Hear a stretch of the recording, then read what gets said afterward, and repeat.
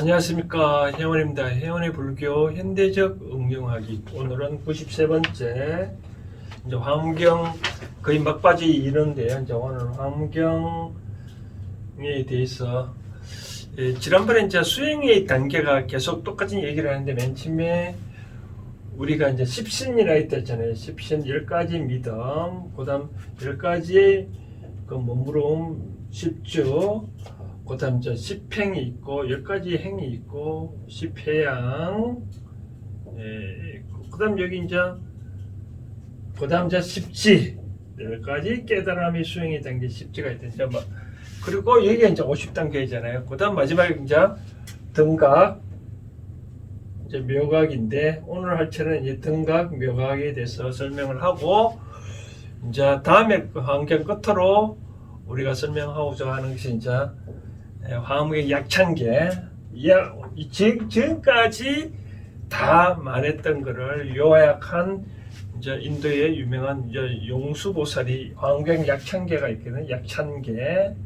이제 개송으로서 말하는데, 약창계에 대해서 떡풀이를 한번 해드리고 이제 마치도록 하고, 또 다른 걸로 얘기를 하도록 하겠습니다. 오늘은 여기까지 이제 등각 묘각에 대해서 설명을 해드리려고 하는데, 지난번에 이제 십지에 대해서 기본적으로 그걸 말했잖아요. 제가 현전지에 관계되는 거는 이제 12연계에 대해서 설명을 하고 12연계는 다 내 일심에 다 습한다고 됐잖아요. 그렇죠? 한 마음의 작용으로 다 일어난다. 즉, 내 마음이, 즉 내가 태어나고자 하는 아에 대해서는 집착이 없으면, 그럼 내가 결국 태어나지 않는다. 부모님 날라한 게 아니라 내가 태어나고자 하는 그런 나의 생각 때문에 태어났다라고 얘기를 말씀드리고, 오늘 이제 등각 묘각이 내용이 길어서 한문으로는 제가 이제 다 풀이 못하고 한글로 된 걸 몇 가지 구조를 설명하는데, 우선 등각 묘각이 뭐냐?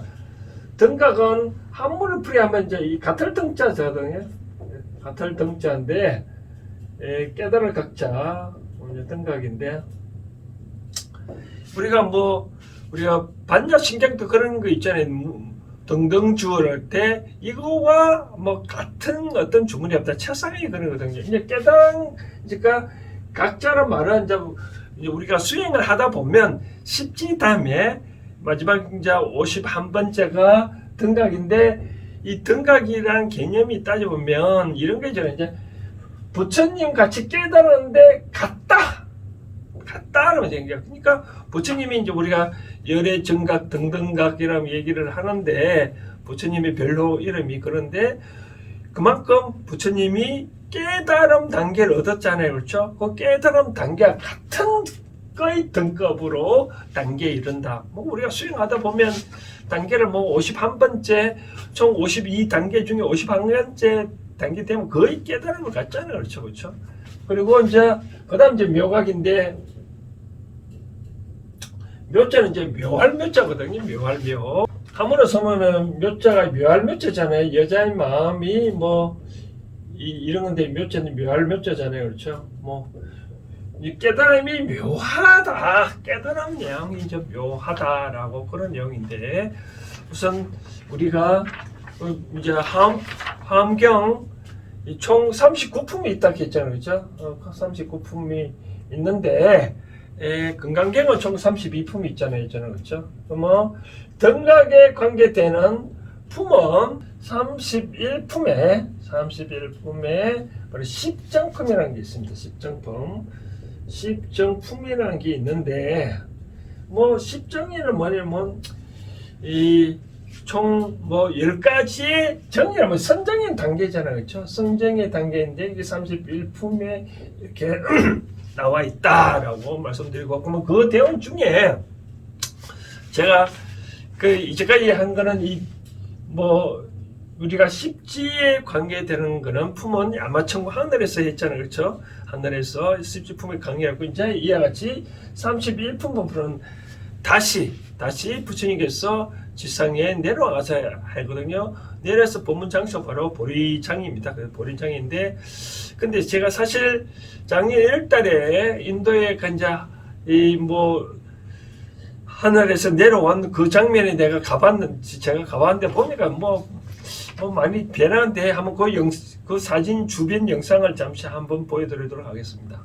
부처님께서 보리수 나무에 계셨다가 보리수 나무를 떠나지 아니하고 바로 수미산 정상을 거쳐서 제석천, 도솔천, 야마천궁, 타화천궁, 그다음 이제 이 보강명존으로 오셨다 했잖아요. 여기 이제 바로 보강명존이 이 경전상에서는 보리장하고 떨어지지 아니했다는데 이제 부처님 실제로 인도에서 이렇게 내려왔다고 표시하는 것은 바로 이런 표시입니다. 몇 가지 사진 더 보여놓으면 이렇게 올라가 보면 이는 형상화되었고요. 여기 보면 요런 내려오셨대요. 이렇게 보시면 내려오셨다는데 제가 종도 있고 여기로 내려가는 길이고 제가 붙잡고 기도를 좀 했었는데 이렇게 주위 사람들이 많이 참배를 하고 있고 무엇을 기도했는지 기억이 삼삼한데 지금 생각하기로는 하늘나라에만 있지 않냐고 이렇게 잘 내려오셨다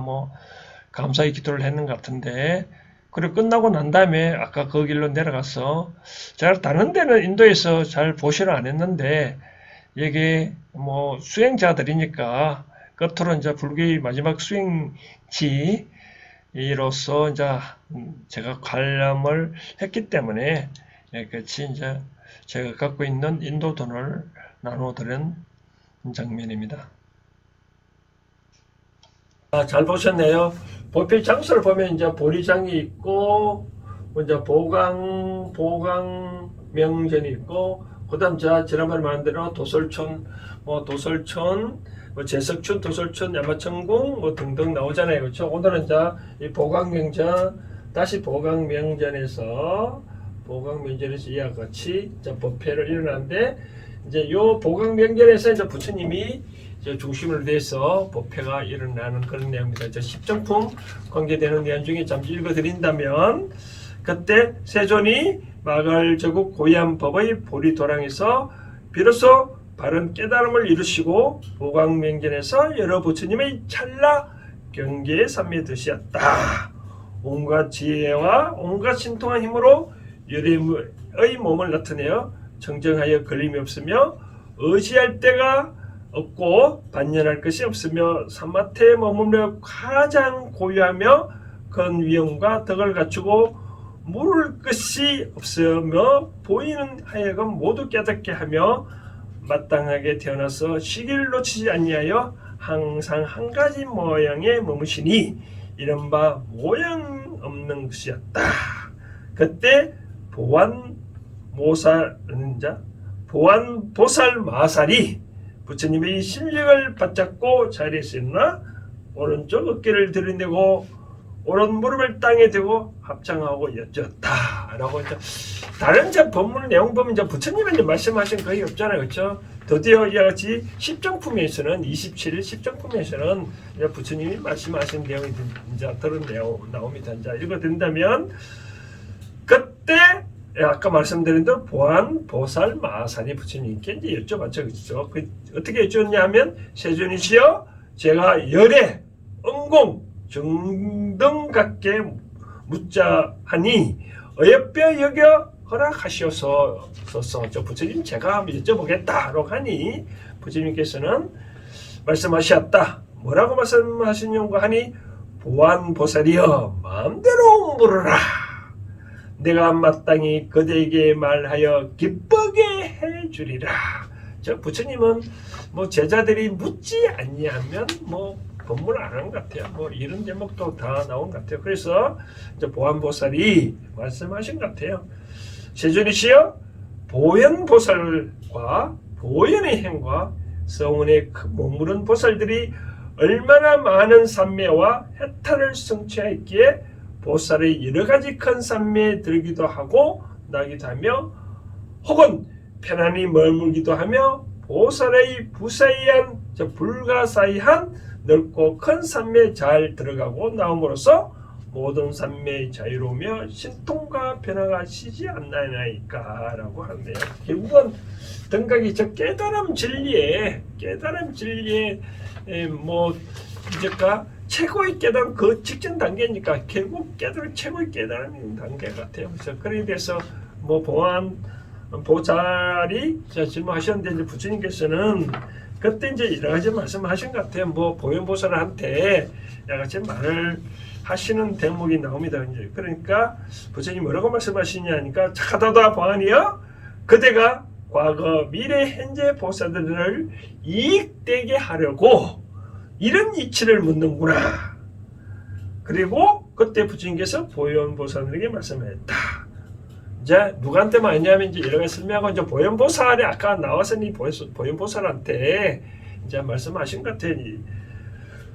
보현이여 그대는 보안과 여기 모인 여러 보살들을 위하여 10가지 삼매를 말하여서 즉 보현보살에게 말씀하였는데 보현보살이야 너는 보안과 보안보살과 여기 모든 보살들을 위하여 10가지 삼매를 말해라 라고 얘기를 하는데 10가지 삼매 결국 등각에 오르려면 자유자재라는 삼매에 들어가야 되겠죠. 10가지 삼매가 제가 읽어드린다면 하나는 넓은 광명 큰 삼매요, 두 번째는 묘한 광명 큰 삼매요, 세 번째는 여러 부처님이 국토에 차례로 가는 삼매요, 넷은 청정하고 깊은 마음의 큰 삼매다라고 되고 마지막으로 10번째는 걸림이 없는 바뀐 큰 삼매니라. 걸림이 없는 삼매에 들어갔다. 뭐 그렇죠. 삼매에 들어가면 걸림이 없겠죠, 그렇죠?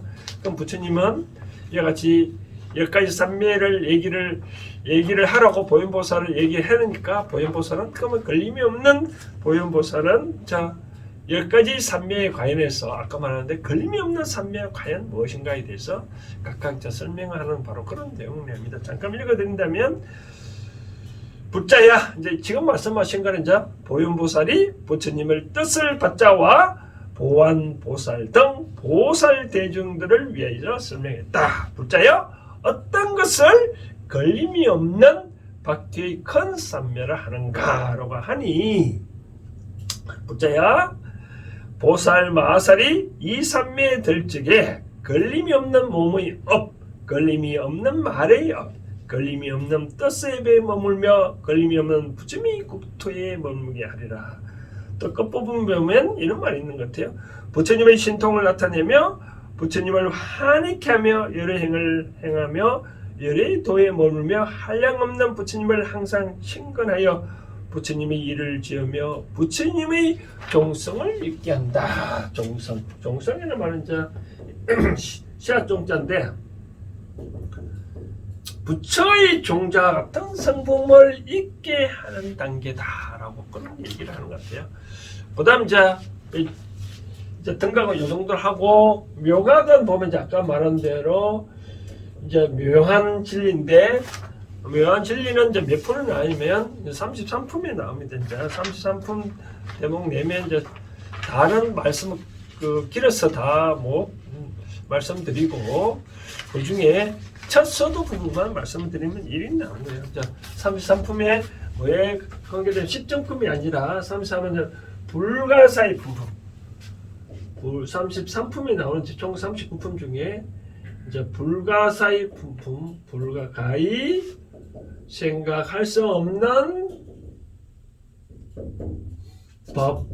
법품이다라고 얘기를 하거든요. 그래서 부처님 같이 가시 뜻으로 생각할 수 없는 법, 이 단계를 바로 묘각에 관계되는 그런데 묘한 진리라고 나오는데 그 전부만 읽어된다면 이런 내용입니다. 그때 모인 대중 가운데서 여러 보살들이 이렇게 생각했다. 부처님들의 국토가 어찌하여 해할 수 없으며 부처님들의 본래 소문이 어찌하여 해할 수 없으며 부처님의 종성, 종성, 아까 말한 종성, 부처님의 종성이 어찌하여 해할 수 없으며 부처님들이 나타나심이 어찌하여 해할 수 없으며 부처님의 몸이 어찌하여 해할 수 없나. 자, 부처님이 몸이 어떻게 해할 수 없게 두루두루 다 나타나시냐 뭐 그런 것들. 부처님들의 음성이 어찌하여 해할 수 없고 부처님들이 지혜가 어찌하여 해할 수 없느냐. 부처님들이 자유자재함이 또 부처님들이 걸림이 없음이 부처님의 해탈이 어찌하여 해탈할 수 없는가라고. 그때 이제 세존께서 보살들이 생각하는 마음을 아시고 곧 신통력으로 피하여 가지며 지혜로 거두어 잡으며 광명으로 비추어 위엄으로 가득하게 하셨다라고 뭐 그런 내용인데, 그러면 이제 다음에 이제 33분 끝나고 39품이 입법계품이 이제 선제 동자가 법을 구하는 품이었는데, 뭐 오늘 이 정도로 환경을 얘기하는데, 자 이제 그러면 해운의 불교 현대적 응용하기 차원에서 이제 또 결론을 내야 드렸잖아요. 결론을 내야 드려야 되는데, 등각, 이제 묘각 이런데, 우리가 뭐 제가 불자들은 어떻게 해야 될 건가? 제가 불자들은 뭐 우리가 이와같이 부처님의 경지와 같을 정도로 또 묘학 진리한 진리를 깨달으려면 삼전수전 다 깨까지 되잖아요, 그렇죠? 뭐 부처님도 9년간 뭐 6년간 뭐 설산수도를 했다는데, 뭐 저는 그렇게 생각합니다. 제가 해운의 생각 입장에서는 최소한 이 정도로는 깨달으면, 이 정도로 깨달으면 뭔가 모르게 뭐 남들보다는 깨달았다고 할 수 있지 않겠냐라고 생각되거든요. 그게 뭐냐? 제가 지난번에 행운을 드릴까요? 나온 것 중에 차에 대해서도 얘기했는데, 비슷한 거는 저는 이렇게 생각하냐면, 우리 맹사를 따질 때 일반 맹사와 우리가 이제 일반 보통 맹사죠, 그렇죠? 그다음 이제 우리 고유 맹사가 있는데, 저는 그런 생각입니다. 우리가 어떤 것도 개념이라는 것이 있잖아요. 개념, 어떤 뜻이라는 게 있는데, 어떤 단어들은 그런 것은 일반적으로 설명한 거잖아요. 근데 이 일반화가 모든 것을 대표하지 않잖아요. 최근에 뭐 날씨 많이 따뜻했다가 갑자기 추워진 데 보면, 저는 가끔 그런 얘기했는데, 한 마리의 제비가 봄을 대표하지 않는다고 그런 말 하잖아요. 그렇죠? 이와 같이 모든 것은 일반화를 한다 그러면 얼마나 힘드냐 이거죠. 예를 들어서 우리가 뭐 봄이라는 개념도 있지만, 예를 아주 쉬운 예, 집안에 보면 아버지다는 거와 어머니다는 개념, 딸이다는 개념, 또 아들이라는 개념, 그 다음 또 연인 사이라면 뭐 나의 애인이라는 개념, 남편이라는 개념 따져볼 때, 이런 일반적인 뜻으로 내가 해석을 갖고 있다면, 이런 개념들을 내가 갖고 있다면, 그러한 개념대로 내가 소유하고 내 소유한다는 그런 개념을 딱 갖고 있다는 거죠. 그런 그 개념을 바탕으로 내가 행동을 만약에 한다면 또한 삶이 얼마나 불행하지 않겠냐는 거죠. 그래서 저는 어떻게 하면 이 정도로 깨달은 게 뭐냐면, 이런 내가 갖고 있는 개념들을 일반화하지 말고 좀 고유한 걸로 바꿔보자라고 말씀드려요. 고유한 거는 뭐냐면, 상대를 있는 그대로를 한번 보자는 거죠. 투비 상대를 있는 그대로. 예를 들어서 아버지라는 단어를 생각했을 때, 그럼 세상의 모든 거는 이 아버지의 역할이 있다면 모든 것을 통틀어는 아버지인데, 그러면 모든 역할을 다 통틀어서 행동하는 것만 아버지냐? 그런 건 아니잖아요. 그렇죠? 그죠? 또 만약에 남편이다.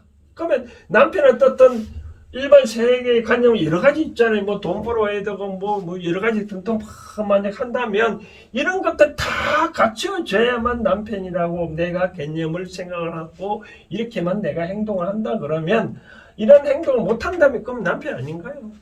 아니잖아요. 그렇죠? 만약에 또 봄이라는 단어 왔을 때, 뭐 날씨가 겨울에 여기서 산골짜기에 물을 쪼르르 뭐 얼음이 녹아서 물이 흐른다. 만약에 봄이라면 다른 거는 봄이 아닐까요? 그렇지 않잖아요. 그래서 저는 생각하게 되면 무엇을 얘기를 하고 세발하냐면, 모든 것을 내가 정의를 해놓은 개념들을, 내가 세상에 알려진 개념을 갖고 내가 이것을 한정 짓지 말라는 거죠. 한정을 짓지 말라는 거죠. 그런 개념을 집착해서 상대가 그렇게 하지 아니하면 그러한 나의 개념이 부딪혀서 그것을 상대를 부정하지 말라는 거예요. 부정을 하지 말라. 왜냐하면 이 대사연에서 인간은 누구나 다 고유한 특성이 있거든요. 그러한 특성들을 다 무시하고 그러한 개념의 틀에 묶어버리고 그러한 개념의 틀에 묶어가지고 이렇게만 행동한다 그러면 불행하다는. 그러면 저는 어떻게 그러면 등각 묘각의 단계에 제가 불자를 한다면 뭐라고 말씀을 하냐면 제가 결론적으로 있는 그대로를 to be 세상에 어떤 아버지가 있고 어떤 남편이 저 사람은 저런 남편이고 저런 아버지고 저런 딸이고 저런 나의 남편이고 저런 아내가 있다라고 생각을 하고 그런 대로 성격을 받아주고 인정을 해주는 내 성품이 크면 결국 깨달았다고 할 수 있지 않겠냐는 거죠. 쉽게 말하자면 이런 말은 누가 내한테 화를 낸다. 그럼 누가 내한테 화를 내고 누가 뭐라고 하면 내가 그러기 크면 자 예를 들어서 이런 거 있잖아요.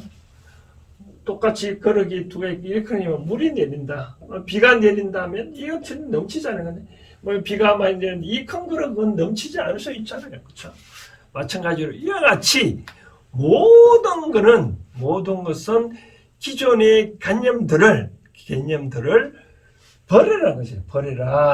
버리고 이제는 이 세상에 존재하는 모든 것들은 다 그러한 개념에 사로잡히지 말라라는 거죠.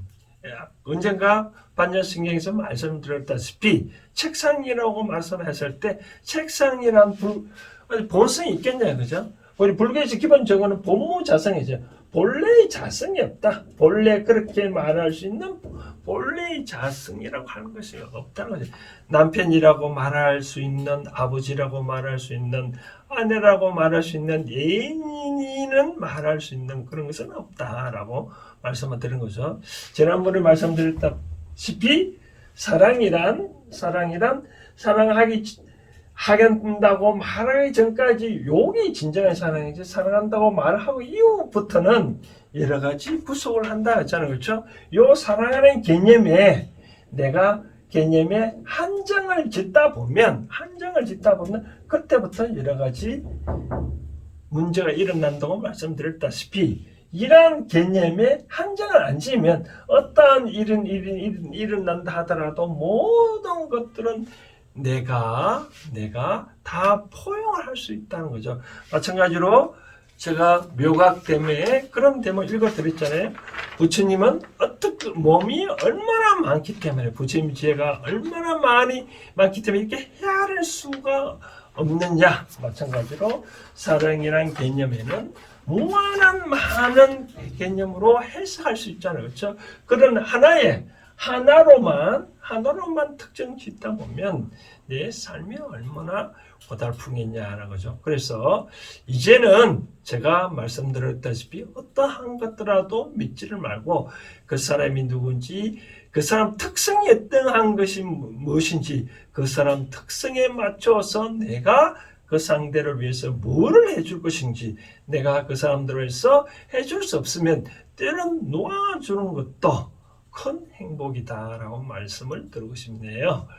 자, 해운의 불교 현대적 응용하기 등각 묘각에 대해서는 너무 긴데 오늘은 여기까지 하고 다음에 이제 마지막으로 환경 약찬계에 대해서 해석해 드리고 환경적은 이 정도로 마치도록 하겠습니다. 감사합니다.